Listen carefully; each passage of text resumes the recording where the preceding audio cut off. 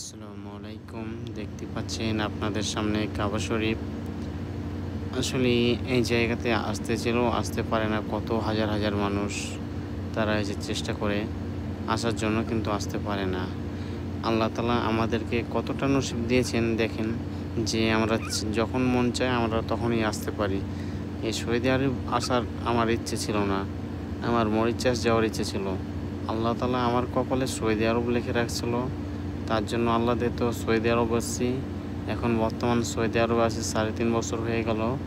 আর 29 বার উমরা পালন করা হয়ে গেল। 29 বার করেছি। অবশ্যই আল্লাহ তাআলা আপনাদেরকেও হায়াত দেক, তৌফিক দেক, যেন উমরা পালন করতে পারেন আপনারাও সকলে। আল্লাহ তাআলার কাছে দোয়া করি এই মক্কাতে এসে যেন আল্লাহ তাআলা পৃথিবীর সমস্ত মুসলিম ভাইদেরকে উমরা বা হজ করার তৌফিক দান করেন। আসসালামু আলাইকুম। ভালো থাকবেন, সুস্থ থাকবেন। আমার ভিডিও